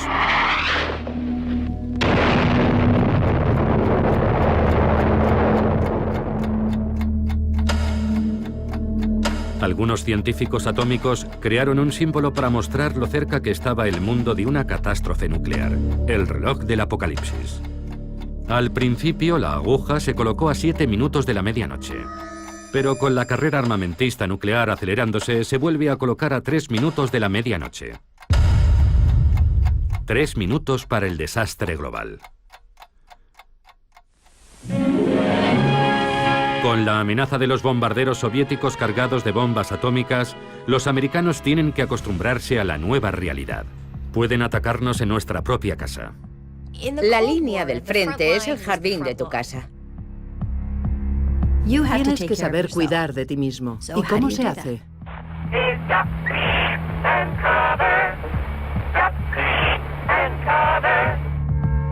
Puedes esconderte bajo el escritorio, refugiarte en el sótano y sobrevivir a todo esto.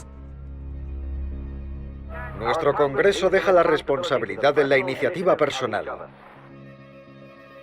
El gobierno hace pruebas para saber qué le ocurriría al americano medio.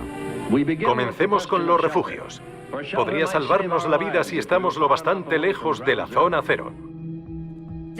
Colocaron a una familia de maniquís vestidos con ropa de JCPenney dentro de una casa típica de los suburbios. La amueblaron, llevaron comida, latas de conservas y la volaron. 5, 4, 3, 2, 1.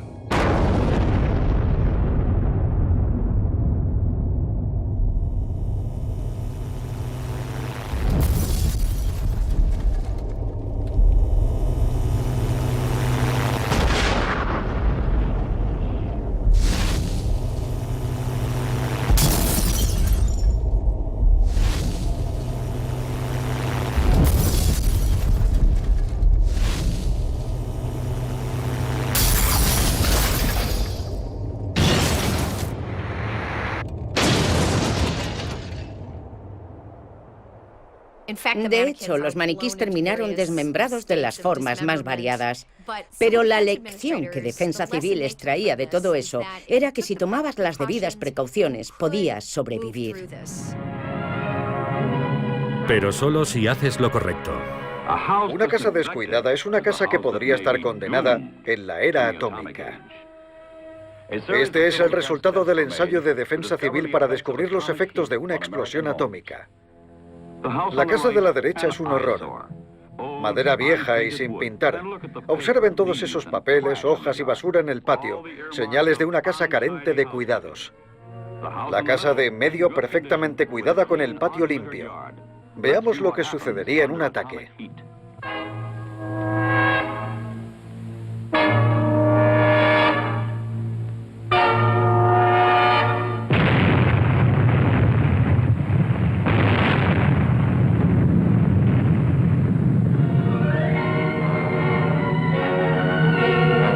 La casa de la derecha es la primera en arder. La basura es la mecha que hace arder la madera seca. La falta de limpieza doméstica ha condenado a esta casa a la destrucción. La casa de en medio, limpia, pintada y arreglada, tras el mismo ataque atómico, no llega a arder. La idea era que si limpias tu patio y no hay basura ni nada parecido, tú también puedes sobrevivir a una explosión nuclear. Es tu elección. La recompensa podría ser la supervivencia. Y es tu responsabilidad, no la del gobierno. El gobierno no puede hacerlo por ti, tú tienes que cuidar de ti. Y si no lo haces, si resultas herido, es tu culpa. Aunque limpiar podría no ser suficiente. Quizá tenga que hacer algunas reformas. Bueno, me alegro de que bajéis a ver mi refugio nuclear. Anoche acabé de pintarlo. Esta habitación puede usarse para otras cosas. Sí, Walt. Puedes usarla como dormitorio de visitas. Supuso el comienzo de un proceso de militarización en el que todo el mundo debía estar preparado. Los techos y muros gruesos protegen de la radiación. Cuanto más gruesos, mejor. La cultura de la preparación. Bien, ya está terminado mi refugio atómico. ¿Qué es en realidad la defensa civil? Es un teatro doméstico con propósitos diplomáticos. La defensa civil reforzaba la idea de que las armas nucleares eran la base de la política exterior americana, y en ese sentido era útil. Aprenderemos a salvar vidas y no os merecerá la pena lanzarnos vuestras bombas.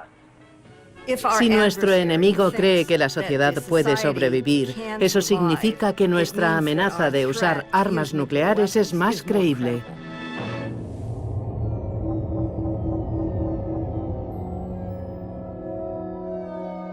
Mientras el gobierno intenta convencer al público de que es posible sobrevivir a la guerra nuclear, en el Pacífico los científicos se disponen a probar el primer prototipo de lo que Edward Teller llama la superbomba, la bomba de hidrógeno.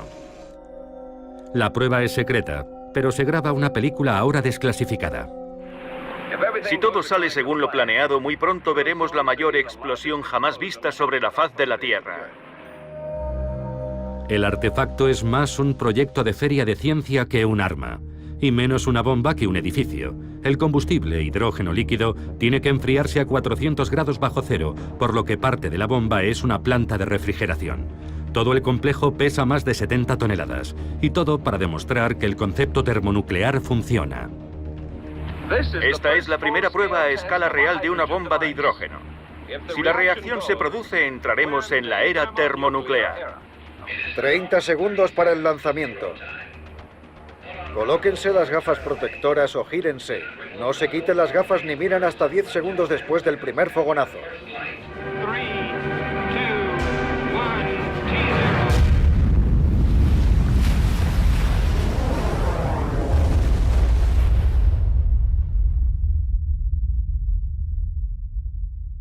La potencia de la explosión es similar a la de 10 millones de toneladas de TNT. Es 600 veces más potente que la bomba que destruyó Hiroshima.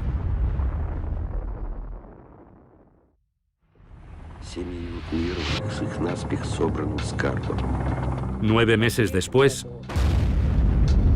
los soviéticos detonan su primera bomba de hidrógeno.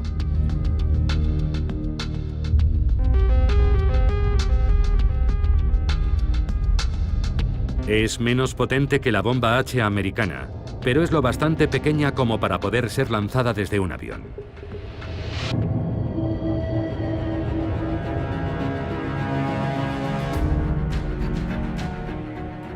La Unión Soviética ha reforzado su control sobre el este de Europa. Ha conseguido la bomba atómica, apoya la guerra en Corea y ahora dispone de una bomba de hidrógeno transportable.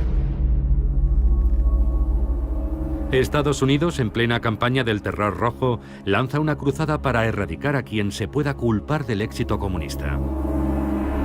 En ese clima de miedo y de sospechas, Robert Oppenheimer está a punto de convertirse en el objetivo, la víctima de Louis Strauss.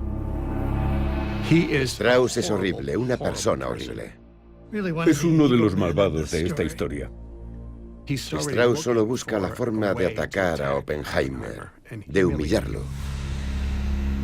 Strauss nunca perdonó a Oppenheimer que se opusiera al programa de urgencia para desarrollar la bomba de hidrógeno.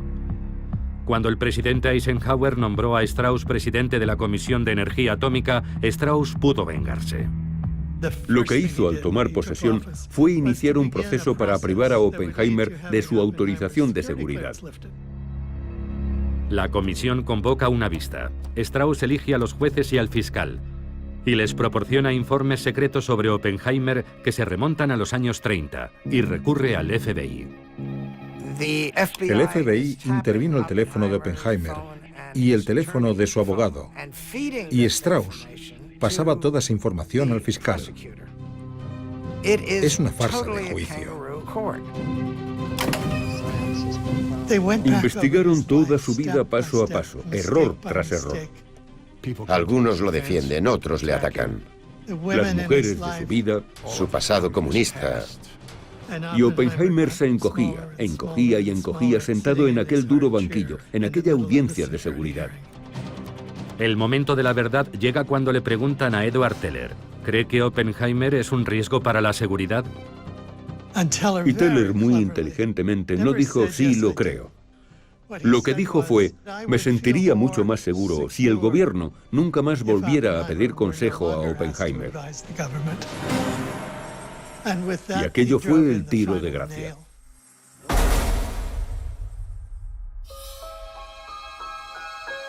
El padre de la bomba atómica es despojado de su autorización de seguridad y expulsado del gobierno para siempre. Era la época de la caza de brujas. A mí me pareció repugnante, francamente. Consiguieron justo lo que sus enemigos querían conseguir. Aquello le destrozó. Lo mató espiritualmente. Pero Teller tuvo que pagar un precio. El odio hacia Edward era tan denso que podía cortarse con un cuchillo. Creo que los colaboradores más próximos a Edward, al menos en Los Álamos, le despreciaron por ello el resto de su vida.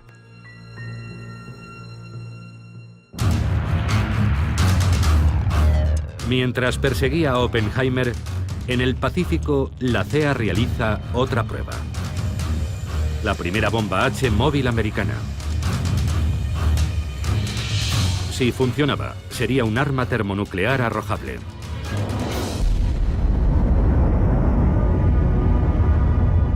El 1 de marzo de 1954 queda demostrado que la bomba sin duda funciona, aunque demasiado bien. Debido a un error de diseño, es el doble de potente de lo calculado. 15 megatones, el equivalente a 15 millones de toneladas de TNT. Aproximadamente 1000 veces más potente que Little Boy. Es una bomba gigantesca. El hongo atómico alcanza los 25.000 metros de altura, esparciendo su radiactividad por la atmósfera. La lluvia radiactiva contamina islas habitadas y un barco pesquero japonés, irónicamente llamado Dragón Afortunado. Uno de los pescadores japoneses muere. Más de 200 isleños enferman. La prueba secreta se convierte en un incidente internacional por la lluvia radiactiva. Llamó la atención de la opinión pública mundial sobre las pruebas nucleares atmosféricas. ¿Deben realizarse esas pruebas? Cuando se hace, los vientos arrastran la radiactividad, exponiendo a todo el mundo a la radiación. La increíble potencia de la bomba H demuestra la futilidad de la defensa civil. La preocupación antes de la bomba de hidrógeno era, ¿podemos protegernos? Lo que demuestran las pruebas con bombas de hidrógeno es que tal vez no exista defensa posible, salvo huir. Se calcula que en Nueva York morirían más de 4 millones.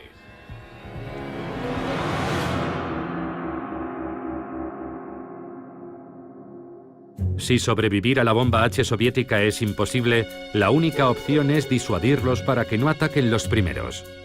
El presidente Eisenhower crea una nueva política.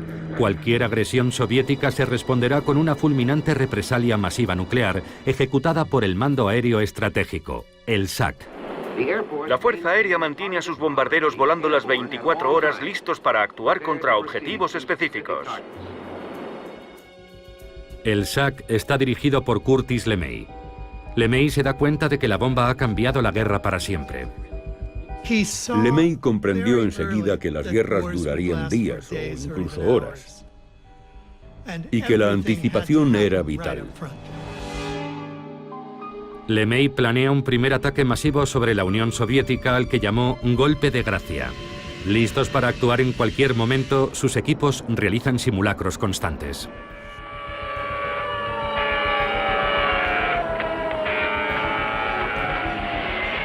Los B-47 y B-52 despegan desde todas las bases. De repente había 90 aviones despegando desde aquella base cargados de bombas nucleares. Y no sabías si era para una misión real o no. Todo era alto secreto. No recibías instrucciones hasta que estabas volando. Y en otras 10 bases pasaba lo mismo. Los aviones se dirigían a la Unión Soviética y a menos que la Unión Soviética se retirara de inmediato, no había vuelta atrás. Este teléfono rojo activa la línea directa del SAC con sus bases en los 4 continentes. La represalia masiva supuso que la defensa estuviera controlada cada vez más por la Fuerza Aérea. La Fuerza Aérea controlaba el 47% del presupuesto nacional de defensa, y la Marina y el Ejército empezaron a pensar, será mejor que consigamos también bombas atómicas. La competencia entre los diferentes cuerpos hace que el arsenal nuclear americano crezca y se diversifique. El laboratorio de Los Álamos estaba feliz de hacerlo y los militares de pagarlo. Pedían algo y respondían, sin problemas. Las armas nucleares eran contempladas como armamento convencional. ¿Cuántos tipos podemos fabricar? Bombas grandes, pequeñas, ojivas grandes, pequeñas. Artillería nuclear para el ejército de tierra. incluso mochilas nucleares individuales, una forma de evitar que 1000 tanques soviéticos invadieran Alemania. Un artefacto nuclear será detonado aquí 26 minutos antes del ataque. Bloqueando avenidas de entrada, provocando inundaciones, cráteres, corrimientos de tierra, atacando autovías, ferrocarriles o puentes. Demoliciones con munición atómica. Al final, la presión por hacer una versión nuclear de cualquier cosa termina descontrolándose. Había un bazooka nuclear que probablemente era merecedor del premio a la idea más ridícula. La detonación es perfecta, liberando su letal radiación. Algunos físicos dijeron que se podía fabricar una granada de mano nuclear. El único problema era encontrar a alguien lo bastante estúpido para lanzarla. Así llega a su apogeo el arsenal atómico americano. En 1947 teníamos un arsenal de 13 bombas. En 1953 supera las 1100. A finales de los 60 teníamos más de 31.000 armas nucleares, de 36 tipos diferentes. Yo me preguntaba, ¿de verdad se necesita todo esto? Creo que la mayoría de los militares pensaba que sí. Y creo que la principal razón era política. Ya sabes, tenemos más que tú. El último ejemplo del "tenemos más que tú" llegó en octubre de 1961. Los soviéticos detonan la bomba más potente de la historia. La bomba del zar.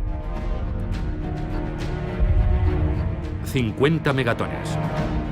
50 millones de toneladas de TNT. El piloto dijo que el fuselaje se había alabeado dramáticamente. Nunca más volvió a volar. Dijo que había hecho su trabajo por la madre patria y se retiró. Pero no sirve para nada, salvo por su simbolismo. Una bomba tan potente carece de utilidad. No matas a más gente con una bomba gigante que con 2 bombas pequeñas. Había 2 superpotencias y tenías que impedir que la otra disparara antes.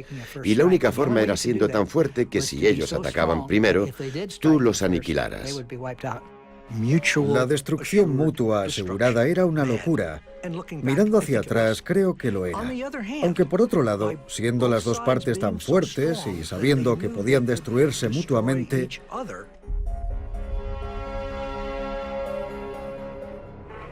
se mantuvo la paz.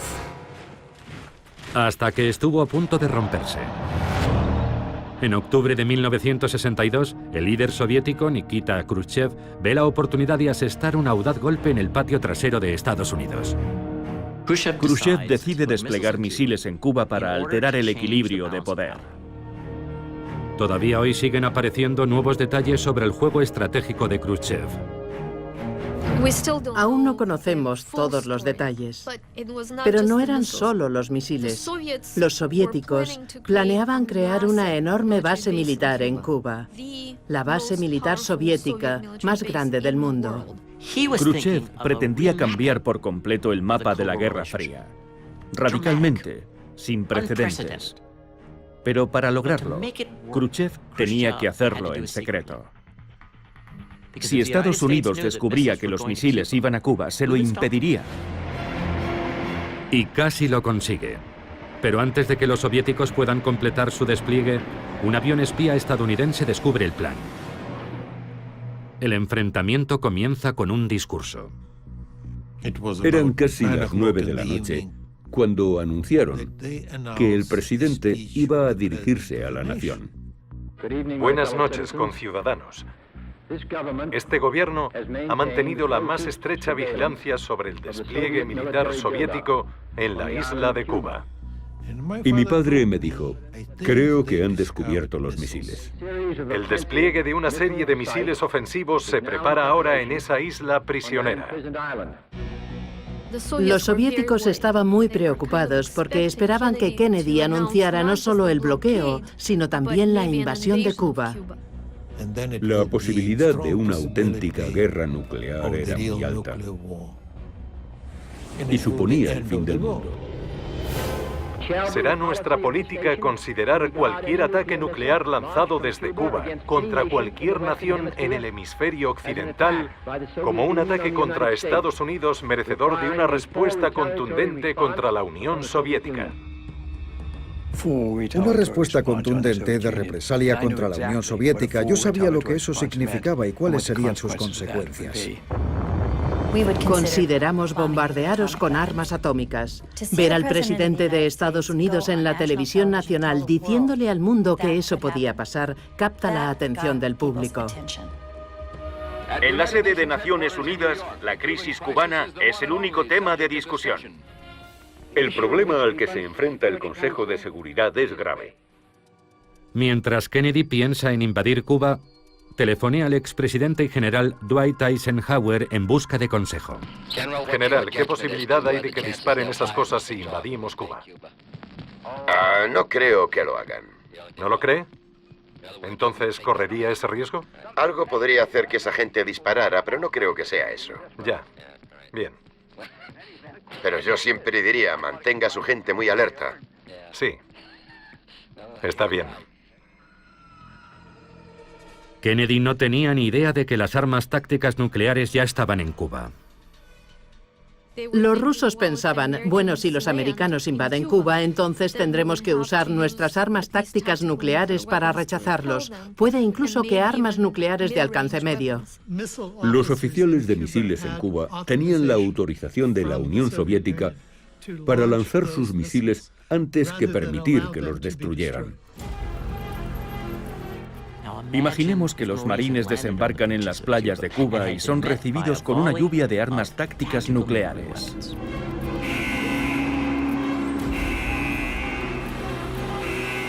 Fueron unos días terroríficos. Yo estaba convencido de que iríamos a la guerra. Cada vez que entraba en aquella sala pensaba que aquel sería mi último día en la Tierra.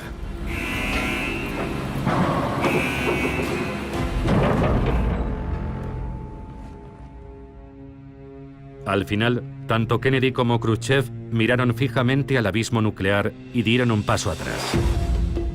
Los dos líderes tomaron el control de la crisis y decidieron: no empezaremos esta guerra. Intentaremos resolver esto con la diplomacia. Es una verdadera historia de aprendizaje cuando se dan cuenta de cuáles serían las consecuencias. Khrushchev cambió totalmente su posición, de forma radical, muy rápidamente. Khrushchev retira los misiles. A cambio, Kennedy accede a retirar en secreto los misiles desplegados en las fronteras con la Unión Soviética. La crisis de los misiles de Cuba fue un momento mucho más crítico de lo que la gente cree actualmente. Los dos lados se comportaron de una forma temeraria, muy temeraria. Pero cuando vieron el peligro real, ambos hicieron concesiones y fueron muy razonables. Puede decirse incluso que con la crisis de los misiles comenzó el proceso de control de armas. El presidente de Estados Unidos firmará ahora los instrumentos de control de este tratado. 9 meses después de la crisis de los misiles, Estados Unidos, la Unión Soviética y Gran Bretaña firman el primer tratado de prohibición de ensayos nucleares. Se prohíbe las pruebas con detonaciones atmosféricas en el espacio y submarinas. Y un año después se establece la primera línea directa entre Washington y Moscú.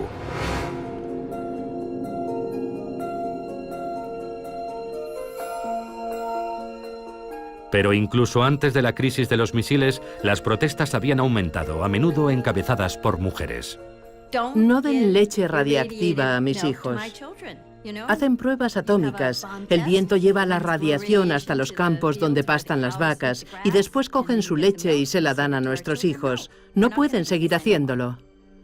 Tantas madres se manifestaron contra las pruebas nucleares atmosféricas que finalmente el gobierno de Estados Unidos dijo: de acuerdo, haremos pruebas subterráneas.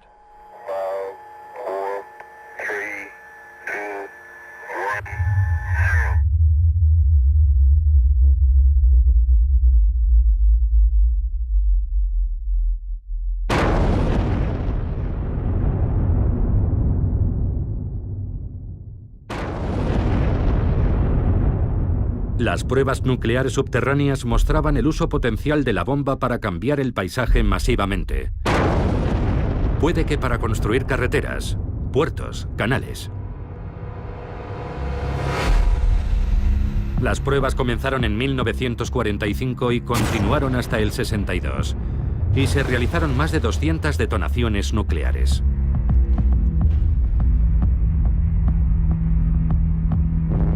Ya subterráneas, se realizaron 800 pruebas más, hasta que en 1992 Estados Unidos decide terminar con todas las pruebas. Pero los ensayos subterráneos solo fueron el primer paso. Libros y películas comenzaban a explorar lo que sería una guerra nuclear y el día después. Dramas lúgubres como La hora final, Punto límite, La oscura sátira, Teléfono rojo, Volamos hacia Moscú, o No Nukes, un documental sobre el concierto y la manifestación. El día después, una película para la televisión que vieron 100 millones de espectadores se convirtió en un auténtico acontecimiento cultural. Y Juegos de guerra, que alerta de que el único movimiento ganador en la guerra nuclear es no jugar. Lentamente pero con firmeza, el público dirige a sus líderes. Lo que comenzó en 1963 con el primer tratado de prohibición de ensayos nucleares condujo a otros acuerdos, intentos de frenar la escalada de armas nucleares. En 1986, Ronald Reagan es presidente de Estados Unidos, George Shultz, su secretario de Estado. En octubre, Reagan se reúne con el líder soviético Mikhail Gorbachev en Reykjavik, y algo extraordinario sucede. El presidente Reagan estaba sentado en un extremo de la mesa y yo a su lado. Gorbachev estaba en el otro extremo con Shevardnadze y hablamos de eliminar las armas nucleares. Reagan y Gorbachev, de una forma espontánea e improvisada, dieron el paso más importante para alcanzar un pacto entre las dos superpotencias y desnuclearizar lo que se había hecho hasta entonces y lo que llegaría después. Fue un momento espectacular en el que los presidentes de dos superpotencias enemigas de repente encuentran un punto común, un deseo común. Pero ese deseo compartido, liberarse de la bomba, resulta imposible. El principal escollo es una nueva tecnología estadounidense. La Guerra de las Galaxias, promovida por Edward Teller. Era una tecnología que los soviéticos no tenían, y ellos pensaron que podría usarse para imposibilitar que los soviéticos tuvieran una fuerza nuclear disuasiva. Y Gorbachev no pudo aceptar eso. La Guerra Fría llegaba a su fin. 3 años después de Reykjavik cae el muro de Berlín. En 1991, Mikhail Gorbachev disuelve la Unión Soviética. Todo sin haberse usado la bomba. Nos libramos por muy poco. Hubo un par de momentos críticos en el camino y... la verdad, creo que tuvimos suerte. Estos dos países fueron capaces de terminar con la confrontación más peligrosa y prolongada de la historia. En el punto álgido de la carrera armamentista nuclear, la Unión Soviética y Estados Unidos sumaban juntos más de 60.000 armas nucleares. Es una absoluta locura. Y cuando pase el tiempo suficiente y miremos hacia atrás, lo veremos como un momento de absoluta locura de la humanidad. La capacidad destructiva en ambos lados superaba el 5000%. Hubiera sido una catástrofe definitiva y, a pesar de todo, funcionó. La bomba es lo que hace que todo este ciclo, la Guerra Fría, no se convierta en una guerra abierta. Sin la bomba, en algún momento habría estallado la guerra. El legado de la bomba fue que realmente cambió la naturaleza de la política global. Las reglas cambiaron por completo. La bomba obligó a los políticos a comprender que no se podía ganar la guerra. Porque si empezabas la guerra, podías perder más de lo que podías ganar.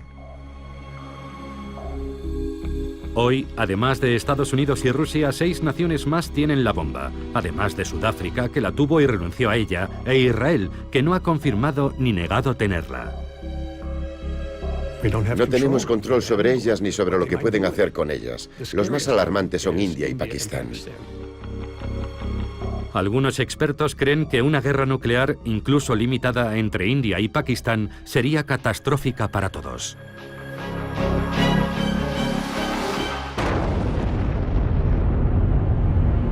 Las ciudades arrasadas generarían una nube tóxica tan grande que habría una especie de invierno nuclear en todo el mundo, provocando una bajada de la temperatura global que causaría una catástrofe agrícola mundial. 2.000 millones de seres humanos morirían de hambre. La gente no entiende el peligro. No entiende que la probabilidad de que eso ocurra es realmente elevada y no comprende su magnitud. Hace 70 años, unos cuantos garabatos en una pizarra abrieron la puerta a una nueva realidad. Decisiones fatídicas pusieron al mundo en el camino de las armas nucleares. Yo no me siento culpable por ello. En mi opinión, si no lo hubiéramos hecho nosotros, otros lo hubieran hecho. Y lo hubieran hecho con nosotros en cualquier caso. No hay vuelta atrás. El conocimiento de cómo podemos destruirnos a nosotros mismos está aquí para quedarse. Y nuestra tarea es aprender a vivir con eso. Creo que lo que debe darnos esperanzas es que en todas estas décadas, desde 1945, nunca se ha lanzado una bomba por ira, en ninguna parte del mundo.